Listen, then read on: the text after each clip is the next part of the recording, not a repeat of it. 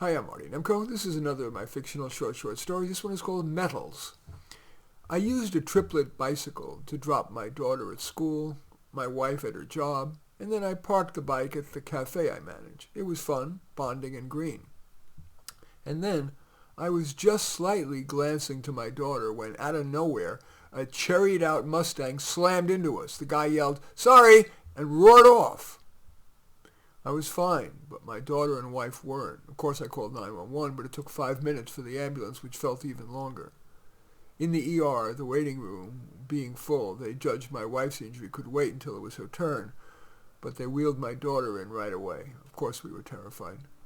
An hour later, my wife and I were still in the waiting room when a doctor came out with that sad face we see doctors on TV.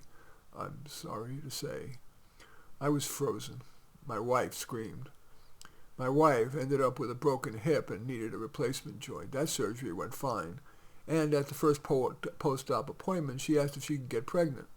The orthopedist said she's got to wait 3 months for the hip to heal, and ideally 2 years because tiny amounts of metals are released from the artificial joint that are harmless to adults, but very occasionally are harmful to a fetus. But on my wife's very first likely fertile day after the 3 months, she begged to start trying. I can't bear to live without our baby, and only having another one will help. But we had trouble getting pregnant, despite having had no trouble before. The fertility doctor said that my wife has few viable follicles, maybe because the nearby blood loss of the accident caused it. She was given FSH injections, suffered the common side effect of muscle aches, and was grateful that I upped my routine of massaging her. I was eager to know the baby's sex, but she didn't want to know. She was hoping for another girl, though, and I was hoping for a boy, but I kept my mouth shut. Of course, remembering the orthopedist's caution about metals getting released into our baby, we were more nervous even than the typical expectant parents. But all turned out fine. I'm writing to you from the hospital. My wife had wanted a midwife-assisted home birth, but because of her hip was urged to have the baby in the hospital. We are thrilled to have a healthy 8-pound, 5-ounce boy.